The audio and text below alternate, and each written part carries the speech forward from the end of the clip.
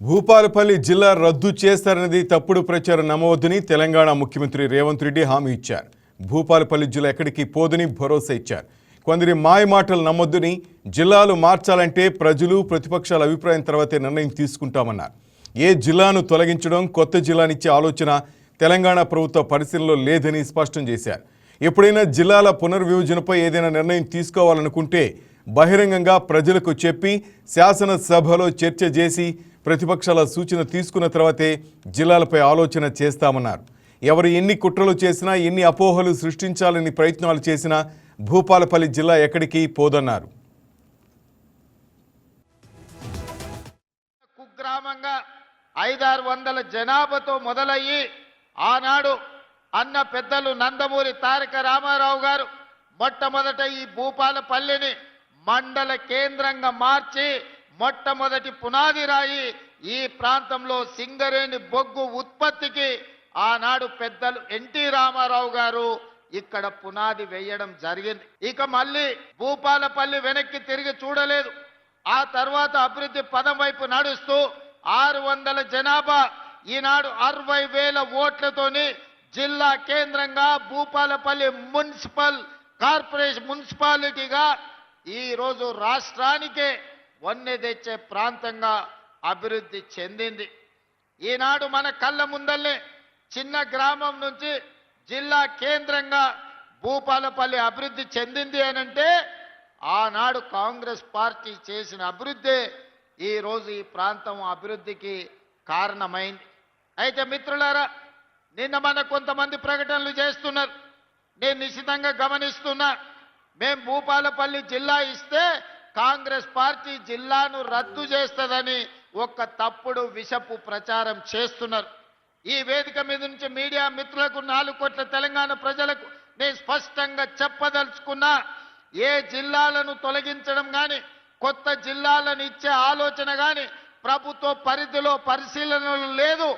ఎన్నడైనా జిల్లాలను పునర్వ్యవస్థీకరించాలి, లేకపోతే రేషనలైజ్ చెయ్యాలి అనంటే బహిరంగంగా ప్రజలకు చెప్పి శాసనసభలో చర్చ చేసి ప్రతిపక్షాల సూచనలు తీసుకున్న తర్వాతనే జిల్లాల గురించి ఆలోచన చేస్తాం. ఎవరు ఎన్ని కుట్రలు చేసినా, ఎన్ని అపోహలు సృష్టించాలని ప్రయత్నం చేసినా భూపాలపల్లి ప్రాంతం చైతన్యవంతమైన ప్రాంతం. ఎవరు ఏ కుట్రలు కుతంత్రాలతోని ఈరోజు తప్పుడు ప్రచారం చేస్తుండ్రో పసిగట్టగలిగిన శక్తి ఈ ప్రాంత ప్రజలకు ఉన్నది. భూపాలపల్లి జిల్లా ఎక్కడికి పోదు, జిల్లా కొనసాగుతుంది. అభివృద్ధి పదం వైపు నడిపించే బాధ్యత మన ప్రభుత్వం తీసుకుంటుంది. కొందరు చిల్లరమల్లర ప్రయత్నాలు తాత్కాలిక రాజకీయ ప్రయోజనాల కోసం విషం చిమ్మడం తప్ప వాళ్ళు చేయగలిగిన ప్రయత్నమేమీ లేదన్నారు. సింగరేణి కార్మికుల విషయంలో మెడికల్ బోర్డు విషయంలో విషం చిమ్ముతున్నారని, ఇలాంటి వారిని మోకాళ్లపై కూర్చోబెడతామని, ఇలాంటి తప్పుడు ప్రచారం చేస్తే ఊరుకునేది లేదని రేవంత్ రెడ్డి హెచ్చరించారు. మెడికల్ బోర్డు ఆలోచన ప్రభుత్వ ఆలోచనలోనే లేదన్నారు. సింగరేణి కార్మికుల వల్లే ప్రజాప్రభుత్వం అధికారంలో ఉంది. అలాంటి సింగరేణి కార్మికులకు నష్టం చేసి ఏ పనిని ఈ ప్రభుత్వం చేయదన్నారు. డిస్మిస్ కార్మికులు 217 మంది ఉన్నారని నా దృష్టికి వచ్చింది. ఈ సమస్యను ప్రభుత్వం పరిష్కరిస్తుందని ఆయన చెప్పారు.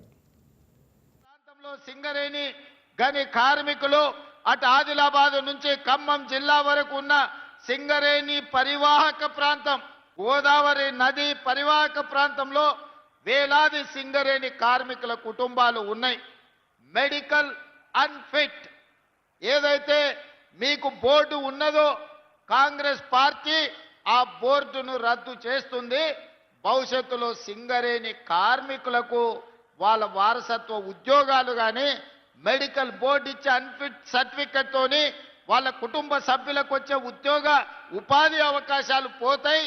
మిమ్మల్ని కాంగ్రెస్ పార్టీ మోసం చేస్తుందని కొంతమంది తప్పుడు ప్రచారం, విషపు ప్రచారం చేస్తున్నారు. అసలు ఈ ఆలోచన ఎక్కడి నుంచి వచ్చిందో, ఈ అవసరం ఎవరికి ఉన్నదో నాకైతే అర్థం కాలేదు. కార్మికులు కోరుకున్న విధంగా కార్మికులకు మేలు చెయ్యడానికి రాష్ట్ర ప్రభుత్వం ప్రయత్నం చేస్తుంది తప్ప కార్మికులకు నష్టం కలిగించే ఏ నిర్ణయము ఈ ప్రభుత్వం తీసుకోదు. ఇవాళ ప్రజాప్రభుత్వం అధికారంలోకి వచ్చిందంటే సింగరేణి బొగ్గు గని కార్మికులు నిండు మనసుతో పనిచేయడమే కాదు, మీరు గుండెల నిండా ఊపిరి పీల్చుకొని భుజాల మీద కాంగ్రెస్ పార్టీ జెండాను మోసిండ్రు కాబట్టి ఈ రోజు ప్రజా ప్రభుత్వం అధికారంలో ఉన్నది.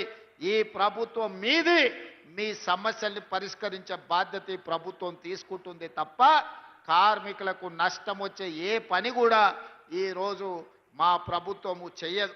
ఈ వీడియో మీకు నచ్చినట్లయితే లైక్ చేయండి, షేర్ చేయండి, మా ఛానల్కి సబ్స్క్రైబ్ చేయండి.